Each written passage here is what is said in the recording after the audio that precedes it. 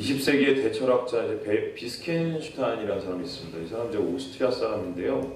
이 사람이 언어 철학이라는 언어와 철학의 관계를 이제 만들어냈는데, 이 사람 한 말 중에 대표적인 말이 있습니다. 언어는 세상을 비추는 거울이다. 이 소리는 무슨 소리냐? 우리가 하는 언어를 잘 살펴보면은 크게는 우리가 살아가는 이 세상의 문화를 이 말을 통하여서 우리가 살펴볼 수 있겠다라는 뜻이고, 작게는 이 한 개인의 인생의 그 말, 인생의 언어를 우리가 잘 살펴보면은 그의 인생의 질고와 그의 인생 내면에 있는 것을 우리가 들여다볼 수 있다는 뜻입니다. 특별히 이제 시편의 경우에 이 삶을 비추는 거울 중에서 가장 깨끗한 거울이라고 할 수 있습니다. 왜입니까? 인간의 내면에 있는 고통, 아픔, 그리고 기쁨과 환희를 성경 중에 가장 가감없이 드러내고 있기 때문입니다. 오늘 우리가 함께 살펴볼 이 62편은 개인의 신뢰시, 개인 신뢰시에 속하는 건데, 우리에게 찬양으로 익숙하지 않습니까? 하지만 이 시편을 우리가 읽을 때마다 더욱 친근하게 느껴지는 이유가 무엇이냐면은 한 개인의 내면 안에 있는 술렁 있는 파도, 그의 파도가 보일 뿐만 아니라 이에 맞서는, 이를 이겨내는 시인 한 사람의 다짐과 결단이 마치 거울처럼 드러나 있기 때문입니다. 그래서 우리는 이 시를 통해서 공감과 위로를 받게 되는 것이죠. 저는 오늘 이 62편의 말씀을 함께 보면서 특별히 한 단어를 주의 깊게 들여다보고 있습니다. 그것은 무엇이냐?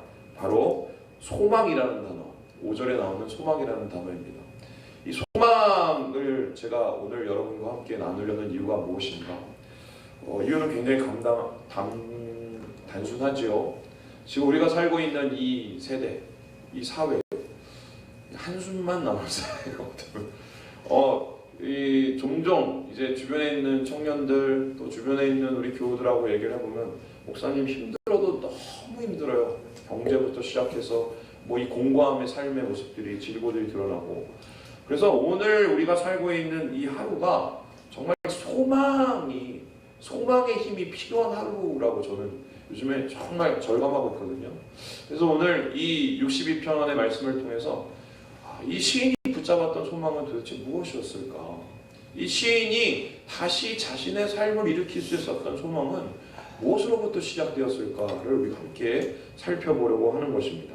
우리 함께 5절의 말씀을 같이 한번 읽어보겠습니다. 5절입니다. 시작. 나의 영혼아 잠잠히 하나님만 바라라.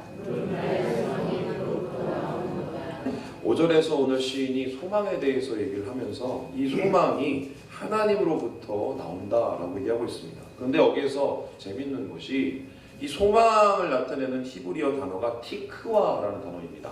근데 이 티크와라는 단어가 두 가지의 의미를 가지고 있어요. 한 가지의 의미는 뭐냐면 소망, 희망, 기대라는 우리가 일반적으로 알고 있는 이 단어의 뜻이고요. 이 두 번째 단어가 신기한데 새끼 끈 줄이라는 뜻입니다. 그래서 이 티크와라는 단어를 한번 우리가 풀어보면 이런 거예요. 우리의 품고 있는 소망, 이 소망은 영원히 붙잡고 있는 끈이에요. 끈. 그래서 어떤 소망을 붙들고 있는가에 따라서 우리의 영혼의 상태가 결정이 됩니다. 평안과 안식을 누릴 것인지, 아니면 불안과 불행을 누릴 것인지, 내 안에 있는 영혼의 끈이 어떤 소망의 끈인지에 따라서 결정되어진다는 의미이겠지요. 그런데 오늘 이 시인은 이 소망의 끈을 붙잡고 자기 안에서의 평안과 쉼과 안식을 누리려고 하지만 끊임없이 이것을 방해하는 많은 장애들이 있어요. 특별히 이 장애 앞에 선 시인의 상태를 나타내는 이 거울이 오늘 말씀 가운데 세 가지 정도 드러납니다. 이 첫 번째 거울이 무엇이냐? 오늘 이 1절에서 나타난 것처럼 나의 영혼이 잠잠히 하나님만 바라며 나의 구원이 그에게서 나오는도다. 그리고 또 2절에서 보니까 오직 그만이 나의 반석이시오 라고 합니다. 그런데요, 이 히브리어 언어를 살펴보면은 이게 사실은 이렇게 시작돼요. 오직 나의 영혼이 하나님만 잠잠히 바라보며, 그리고 2절에 보면 오직 하나님만이 나의 반석이시오. 그리고 또한 4절에도 오직 그들이 그를 그의 높은 자리에서 끌어내리려고 하면서 오직이라는 단어가 지금 이 6번이나 사용되고 있어요. 이 총 전체의 이 연이 12연밖에 되지 않은데 12연 중에서 절반이 이 아크라는 단어, 바로 오직이라는 단어로 시작하고 있다는 것입니다. 여러분 한번 생각을 해보세요. 왜 이렇게 시인은 오직 진심으로 진짜로 이런 표현을 쓰고 있을까? 여러분 우리가 예전에 국어 시간에 배웠던 것이 있죠. 강한 긍정은 뭐라고요? 강한 부정을 나타낸다라고 얘기하고 있습니다. 그러면 이런 상황을 우리가 살펴본 거예요. 모두가 인정하는 사실을 우리가 굳이 강하게 강조할 필요가 없는데 오늘 시인은 계속해서 하나님 오직 나의 피난처이십니다. 오직 나의 구원의 반석이십니다. 오직 나의 요새이십니다 라고 얘기하는 것은 지금 사실은 지금 시인의 마음이 흔들리고 있다는 거예요. 왜 흔들리고 있느냐? 주변에 있는 사람들의 주장이 어떤 그의 다짐과 결단과는 전혀 다르게 구원의 반석이며 요새이신 하나님의 능력이 잘 나타나고 있지 않는 거예요. 뿐만 아니라 하나님의 능력을 믿고 살아가는 사람들이 그렇게 많지가 않은 것입니다. 마치 오늘날 우리가 살고 있는 세상과 마찬가지라고 볼 수 있죠. 하나님보다 돈이 더 우세되고 하나님보다 더 권력이 우세되는 이 사회 아니겠어요? 어떻게 보면 시인이 살고 있는 이 사회, 강하게 긍정할 수밖에 없는 이런 시인의 모습이 오늘 이 시 가운데 거울로 등장한다는 것입니다. 두 번째 나타나는 이 시인의 마음을 나타내는 거울이 무엇인가? 동일 문장이 반복되면서 변화되고 있습니다. 우리 함께 6절의 말씀을 같이 한번 읽어보겠습니다. 6절입니다. 시작. 오직 그만이 나의 반석이시여 나의 구원이시여. 오늘 이 말씀을 보면 여러분 아시겠지만 1절과 2절을 보세요. 그리고 5절과 6절을 보세요. 닮아 있지요. 마치 이제 데칼코마니처럼 이렇게 닮아 있어요.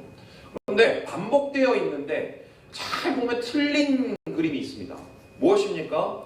이 1절에는 보면 나의 영혼이 하나님만 바랍니다. 이렇게 나옵니다. 그런데 5절에 보면 나의 영혼아 하나님만 바라라 라고 얘기하고 있습니다. 어떻게 돼요? 첫 번째로 평서문, 그냥 난 바랍니다 라고 얘기하는 게 어떻게 명령문으로 바뀌고 있어요. 뿐만 아니라 이제 2절과 6절을 잘 보면 거의 복사를 해놓은 것 같이 똑같은 문장인데 한 가지 빠진 단어가 있습니다. 여러분 뭔지 아세요? 이게 이 원어에 보면요 결코라는 단어가 있어요. 그런데 2절에는 결코라는 단어가 있는데 이 6절에는 결코라는 단어가 빠져 있어요.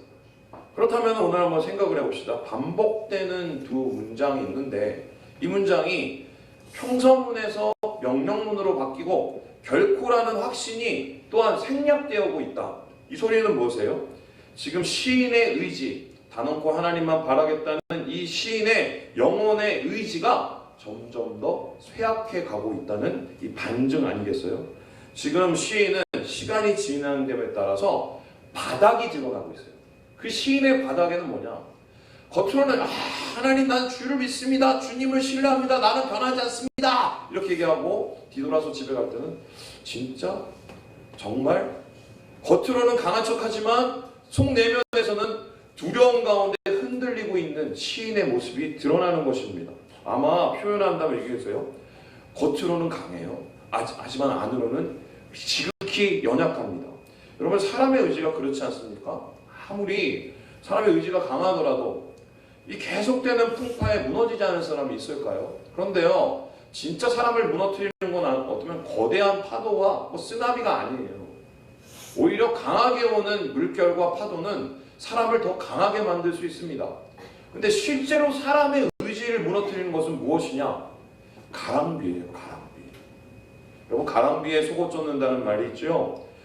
계속 내리는 이 잔비들이 시인의 마음 가운데 침투했을 때 그 마음 가운데 있는 신뢰와 의지와 다짐들이 어떻게 돼요? 점점 더 젖어가고 무너져가는 상황이 지금 시인의 62편에 나타난 마음의 거울이에요. 우리가 또한 이 62편에 나온 시인의 상태를 나타내는 거울, 이 마지막 어떤 거예요? 우리 3절의 말씀을 우리가 같이 한번 읽어보겠습니다. 우리 3절입니다. 시작. 넘어지는 담과 흔들리는 울타리 같이 사람들을 죽이려고. 오늘 시인이 이제는 직접적으로 자신의 상태에 대해서 비유적 표현을 나타내는데요. 뭐라고 얘기하면 나는 넘어지는 담이다. 나는 흔들리는 울타리다. 라고 얘기하고 있습니다. 이 시인은 이 계속 몰아치는 세상의 이 파고, 이 세파 속에서 지금 무너질 곳을 피해서 달아나고 싶은데 본인 자체가 이미 무너지고 있는 거예요. 사실 옆에 있는 사람이 자기 때문에 피해를 받을 상황이에요.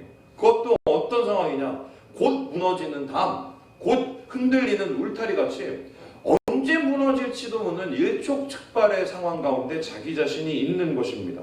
그에 내면은 무너지다 못해서 이제 두려움 가운데 있는데 언제 무너질지 모르는 마음판을 끝까지 붙잡고 있어야 돼요. 왜요? 자기 마음이니까. 하지만 이 시인의 마음에서 우리가 평안을 찾을 수 있을까요? 소망을 찾을 수 있을까요? 우리가 이 시인의 마음 속에서 희망을 찾을 수 있을까요?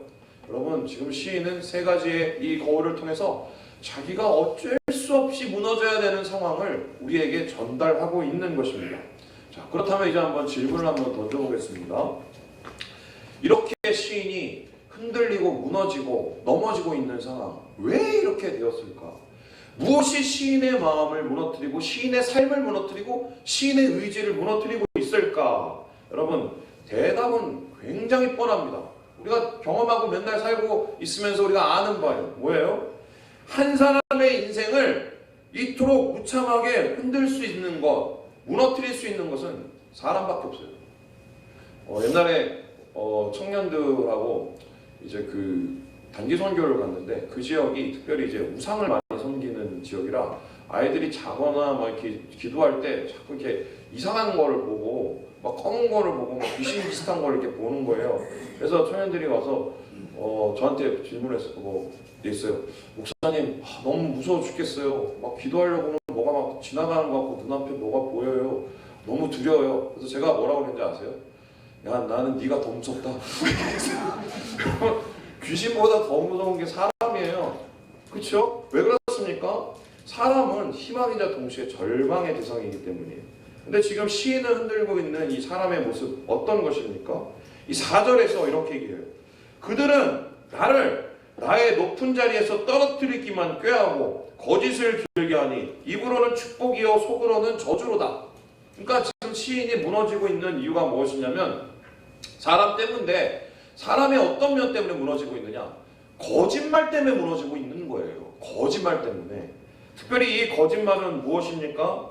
이중적인 태도죠. 우리는 이것을 가지고 표리부동, 속과 겉이 다르다고 합니다. 겉으로는 아이고 나는 너 좋아해, 너 축복해, 너 잘 됐으면 좋겠어, 너 대단한 사람이야, 막 추켜 세웁니다. 근데 속으로는 어땠어요? 야, 네가 잘나면 얼마나 잘났어. 내가 너 밟아버릴 거야. 내가 너 부셔버릴 거야. 내가 너 가만히 안 놔둬. 여러분, 이런 인생들 우리 주변에서 많이 찾을 수 있죠. 그런데 시인은 지금 이런 사람들한테 둘러싸여 있어요. 더 웃긴 게 뭐냐면요, 이 시편 62편을 보통 이 다윗과 연관지어서 생각을 하거든요. 그렇다면 지금 다윗의 주위에 다윗을 무너뜨리려는 겉과 속이 다른 사람들이 즐비한다는 소리인데요. 그러면 이 다윗의 주변에서 다윗을 무너뜨리려고 하는 사람들은 누군가? 원수인가? 대적자인가? 아니에요. 말씀을 보면 뭐냐면 다윗을 무너뜨리는 거짓말을 행하는 사람들은 첫째, 그와 함께 인생과 그와 함께 목숨과 전투를 함께 했던 전우들이요 동지들이었어요. 몇십 년 동안 함께 했던 자들이었어요. 근데 그 자들이 언제 어떻게 바뀌었는지 모르겠는데 자기를 향해서 비수를 품고 있는 겁니다. 뿐만 아니에요. 더 충격적인 게 이 다윗을 무너뜨리려고 하는 사람이 누구냐? 다름 아닌 가장 자기가 아끼는 아들이었어요. 여러분 생각을 해보세요. 이 속내를 감추는 사람, 믿을 것이 아무것도 없는 사람, 신뢰가 아니라 실리만 존재하는 이 세상. 여러분, 이 가운데 마음이 무너지고 있어요. 그런데 사람의 내면은 어떻습니까?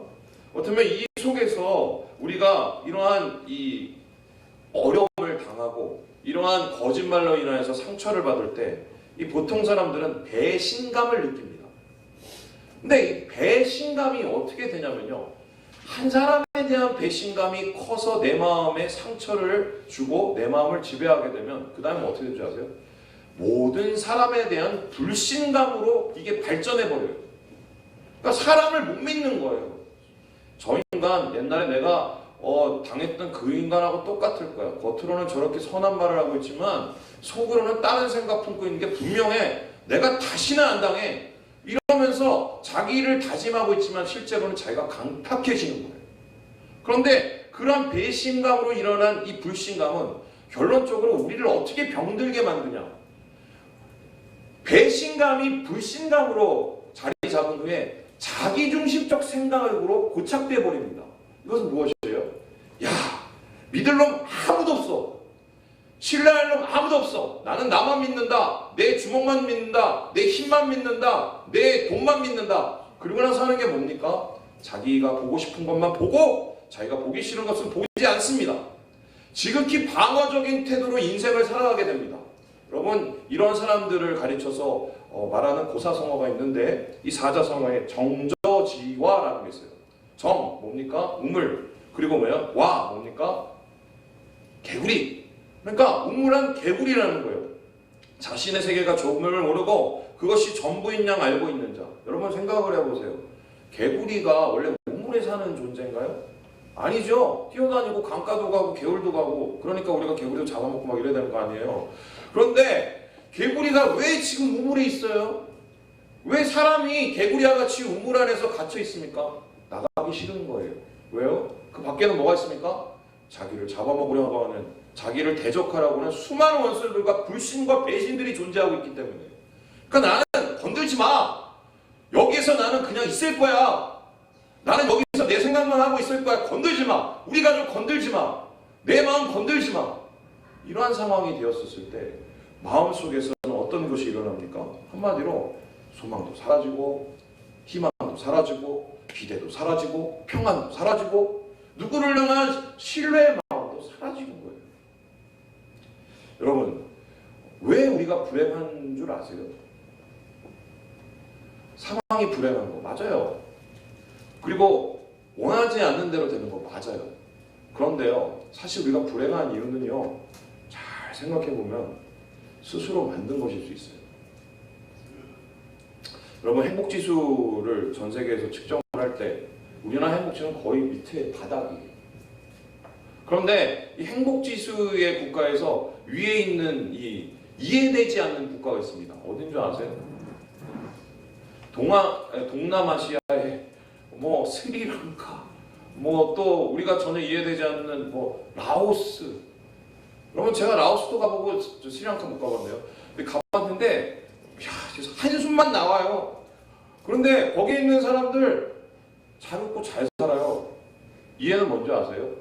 상황과 환경이 우리를 불행하게 만드는 것보다 진짜 우리를 불행하게 만드는 게 뭐예요? 그게 마음이에요. 뭡니까? 계속 없는 것만 봐요. 계속 안 되는 것만 봐요. 못 믿을 것만 봐요. 상처만 붙잡고 있어요. 나와야 되는데, 우물에서 나와야 세상을 보고 행복을 보는데 안 나옵니다. 왜요? 내가 불행해질까봐 안 나와요. 그런데 사실 그 우물이 불행을 자초하는 우물이라는 걸 여러분 아세요? 오늘 이 시인은 한마디로 자신 안에 갇혀 있을 수밖에 없는 상황, 사람들에 대한 배신감으로 불신감이 자라나서 더 이상 소망과 행복을 기대할 수 없는 상황이에요. 그런데 오늘 시인이 우리에게 얘기하고 있습니다. 아니다. 그래도 나한테 소망이 있다, 희망이 있다. 그렇게 얘기하는 이유가 무엇인가? 그렇게 얘기하는 이유가 무엇인가? 오늘 이 시인의 우리 말씀을 우리 함께 같이 읽어보겠습니다. 우리 함께 우리 11절의 말씀을 같이 한번 읽어봅시다. 11절의 말씀 시작. 하나님이 한 번 말씀하시기를 그러나니 권능은 하나님께 속하였다. 여러분, 시인이 오늘 나 그래도 소망이 있어, 나 그래도 희망이 있어 이렇게 얘기하는 이유가 뭐냐면요, 하나님을 믿기 때문이에요. 이렇게 얘기하면은 목사님 또 조소리 하시네 이런 얘기합니다. 저 상처받았어요, 목사님. 저 마음 지금 힘들어 죽겠다니까요. 그러면 이제 보통 사람들이 아유, 사람 보지 마세요. 하나님 믿으세요. 아니, 제가 그 말을 몰라서 제가 이러는 줄 아시냐고. 그 말 너무 잘 아는데 위로가 안 된다니까요. 위로가 안 된다니까요. 여러분, 이 말을 한번 잘 생각을 해보세요. 그걸 몰라서 힘든 것이 아니라는 뜻은 뭐예요? 이것을 바꿔 생각해 보면은 나는 알지만 믿지 않는다는 뜻이에요.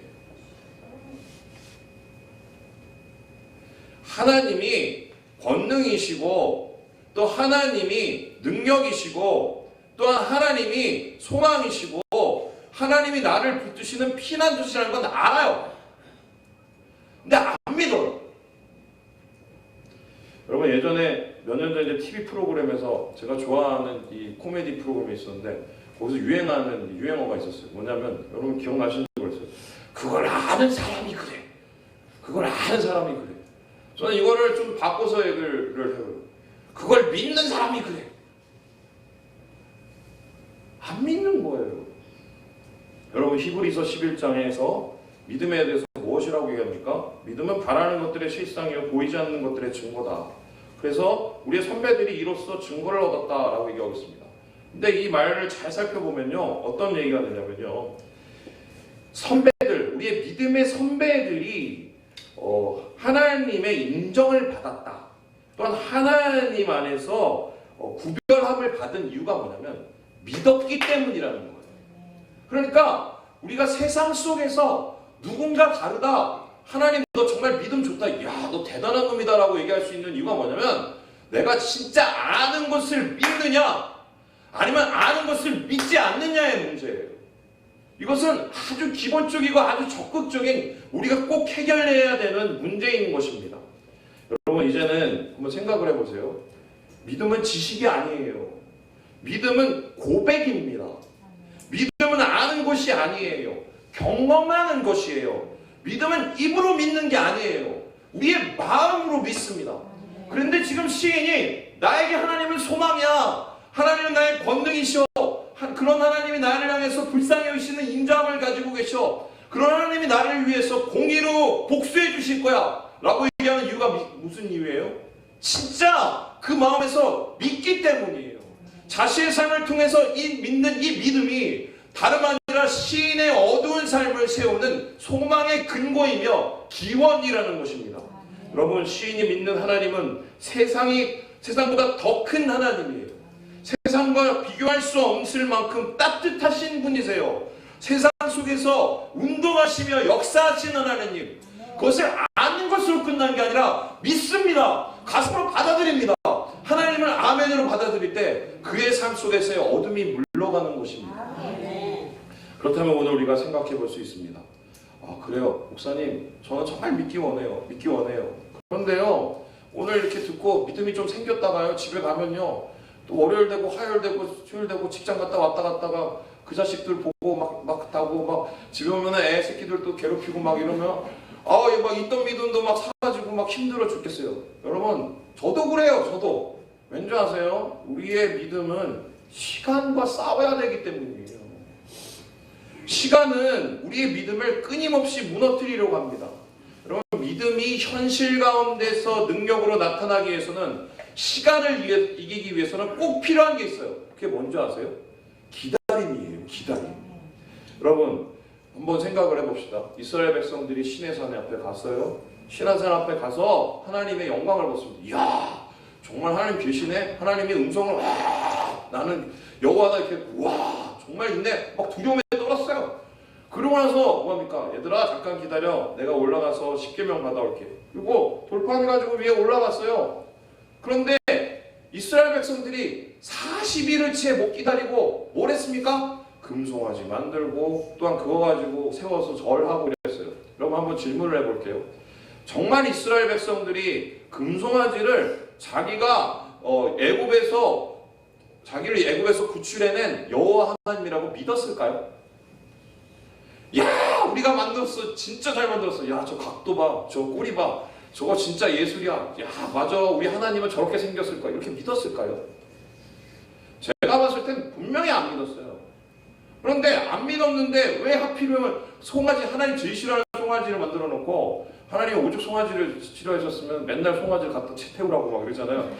왜 송아지를 하나님이 그 만들어 놓고는 왜 하나님 앞에 그렇게 범죄했을까? 여러분 잘 생각을 해보면요, 안심하기 위해서 임시방편으로 만들어 놓은 거예요. 그러면 우리는 삶 속에서 계속 도전을 받습니다. 야, 하나님 안 보이잖아. 어떻게 믿냐? 안심해야지. 뭐라도 하나 만들고 붙잡고 있어. 그래서 삶 속에서 다른 소망의 끈들을 막 만들어요. 야, 이거 한번 붙잡아 볼래? 얘 한번 붙잡으면 잘 될 거야. 야, 이 정치인 붙잡으면 잘 될 거야. 이 사람 능력 있다 한번 잡아봐라. 이거 붙잡고 저거 붙잡고 저거 붙잡고, 우리의 마음은 어느새 찾을 수 없는 믿음의 나락으로 떨어지게 되는 거예요. 그래서 오늘 여러분에게 오늘 이러한 기다림의 시간을 극복하고 또한 하나님 앞에서 나아가야 되는 이 세 가지의 노하우를 짧게 말씀드리고 마치려고 합니다. 우리 한번 따라해 볼까요? 조각난 마음을 모아라. 오늘 시인이 뭐라고 했습니까? 하나님, 나 주님 앞에서 잠잠합니다. 이 소리는 뭐예요? 하나님 가만히 있을게요. 나 하나님 앞에 가만히 있을게요. 멈춰 서 있을게요. 주님을 바라볼게요. 이렇게 얘기하고 있습니다. 여러분, 이것은 무엇이에요? 주님 앞에서 내 자신을 돌아보고 내 자신에 있는 하나님의 은혜와 소망을 다시 발견하겠다는 거예요. 여러분, 컴퓨터가 느려질 때가 있습니다. 이게 윈도우가 왜 이렇게 만들어놨는지 모르겠는데 꼭 사용하다 보면 이게 느려져요. 그런데 이 느려질 때 어떻게 하면 빨라지는 줄 아세요? 제어판에 들어가요. 제어판에 들어가서 디스크 정리라는 데를 들어가요. 그 디스크 정리에 들어가면 뭐가 있냐면 조각 모음이라는 게 있어요. 근데 그 조각 모음을 딱 누르면 뭐냐면 갑자기 컴퓨터가 찍 하고 거의 멈춰버립니다. 움직이질 않아요. 그래서 뭘 하느냐? 이 컴퓨터의 기록 저장소에 있는 이 조각들이 있어요. 뭐 우리가 생각할 때는 이러한 뭐 파일들을 이렇게 이렇게 분류해서 저장해 놨을 것 같은데 컴퓨터가 그렇게 안 해요. 막 여기저기 흩어놔요. 그러니까 이 컴퓨터에서 조각 모음을 하면 뭐냐면 흩어져 있는 것들을 하나로 뭉쳐 놓습니다. 이렇게 뭉쳐놓고 저렇게 뭉쳐놓고 이렇게 분류하는 시간이 꽤 오래 가요. 조각 모음 오래 하면은 어느 정도 시간, 6시간도 하는 거 봤어요. 근데 이렇게 조각 모음을 해놓고 나면 어떻게 돼요? 컴퓨터가 빨라져요. 여러분, 저는 우리 영혼의 상태도 마찬가지라고 생각을 합니다. 영혼이 믿음이 무너지고 소망의 중심이 사라져요. 소망의 끈이 흔들려요. 그럼 그때 뭐 하는 줄 아세요? 조각 모음 하셔야 돼요. 목사님, 그럼 조각 모음 어떻게 해야 되나요? 조각 모음하는 방법은 딱 한 가지예요. 뭐냐면은 하나님 앞에 그냥 아무것도 하지 마세요. 우리의 마음을 도적질해가는 것들. 야, 너 뭐 해야지. 이러고 있을 때가 아니야. 네 옆에 사람 봐. 아니에요. 끄고 전원 끄고 하나님 앞에 있는 거예요. 야, 너 지금 이러실 때 아니라니까? 너 뭘 해야지 막. 아니에요. 하나님 앞에 서는 거예요. 여러분, 그렇게 하나님 앞에 설 때 우리의 중심에 있는 무엇을 보게 됩니까? 우리 함께 로마서 8장 26절의 말씀을 같이 한번 읽어보겠습니다. 로마서 8장 26절 말씀입니다. 시작.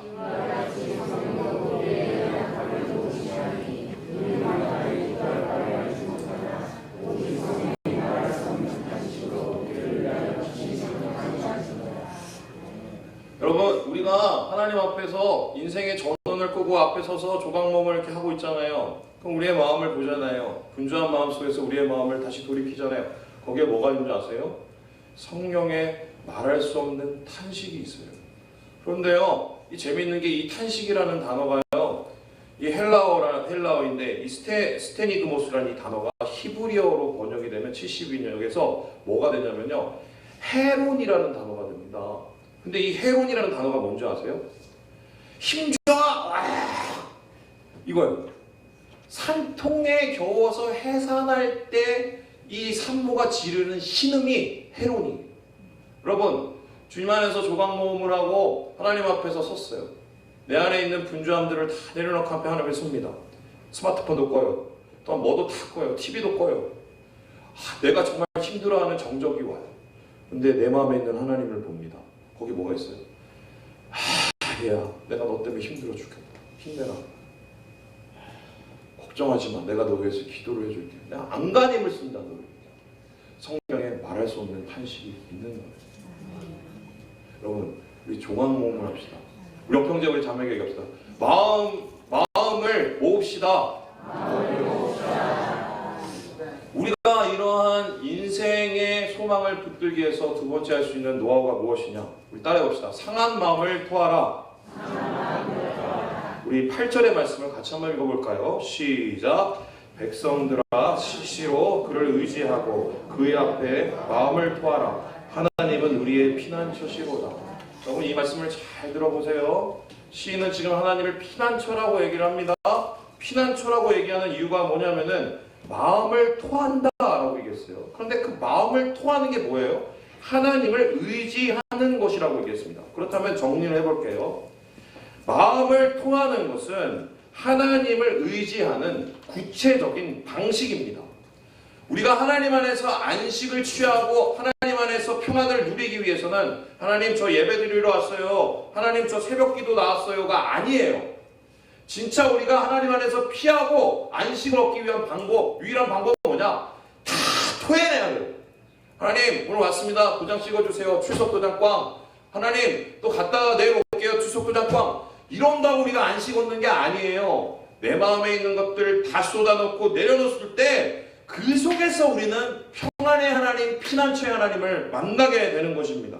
여러분 쏟아낼 때 가릴 것이 있나요? 쏟아낼 때 또한 가릴 수도 없습니다. 우리의 민낯과 우리의 벌거벗은 모습으로 하나님 앞에 나아가요. 그 하나님 앞에 나갈 때 주님은 뭐라고 얘기하십니까?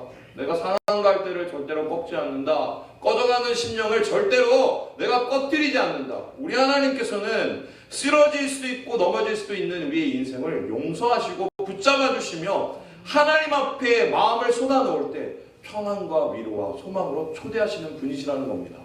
자, 그렇다면 우리가 마지막으로 우리가 하나님 안에서 소망을 세우기 위한 노하우는 무엇인가? 오늘 한번 따라해 볼까요? 귀를 기울여라. 여러분 한번 생각을 해봅시다. 주님 앞에 섰어요. 마음의 조각 모험을 합니다. 또한 뿐만 아니라 우리의 마음을 쏟아놔요. 그 다음에 뭐래요? 들어야 돼요. 들어야 돼요. 여러분 기도는 곧 듣는 것이자 듣는 것이 곧 소망입니다. 듣지 않으면 다른 것 듣게 되고요. 다른 것 듣게 되면은 불안해지고 혼돈스러워집니다. 우리가 하나님 안에서 우리의 심령을 내려놓고 주의 음성을 들을 때 주님은 우리의 심중 가운데 근저에서 말씀하십니다. 그것은 야, 너 오늘 앞으로 가, 뒤로 가, 옆으로 가, 누구 만나? 그러면 돈이 생겨가 아니라 내가 너 사랑한다. 내가 너와 함께하다. 내가 너의 인생을 안다는 그 단 한마디 말이에요. 여러분 여러 말이 우리의 인생을 은혜롭게 만들지 않아요. 나에게 말씀하신 단 한 가지의 말씀. 여러분 그 말씀이 있어요?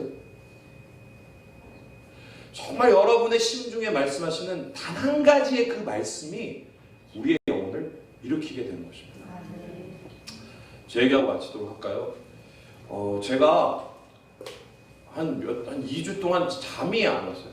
제가 원래 잠을 잘 못 자는 스타일인데 우리 아내가 제발 잘 때 앞에서 막 냉장고에 왔다 갔다 좀 하지 좀 말라고 막 그렇게 해도 잠이 안 오는데 뭐 어떻게 해요? 잠이 안 오는 이유가 뭐냐면 목사가 잠 안 오는 이유가 뭐겠어요? 돈 때문에 그러겠어요? 교회 때문에 그러죠? 지금 이제 교회 상황들이나 앞으로 가야 될 문제들을 막 생각해 보니까 머리가 막 복잡해지는 거예요. 이거 어떻게 해야지 우리 교회?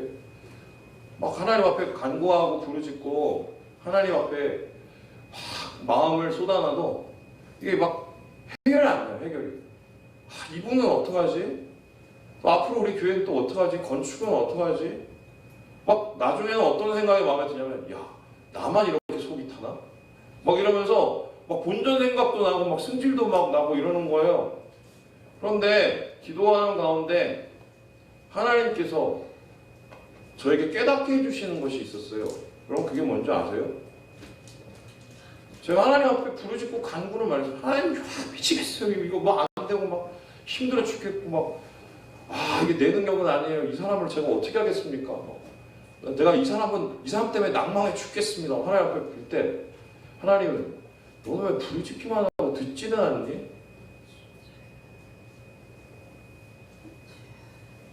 막 이런데 제가 어느새 안 듣고 사는 인생이 되거든요.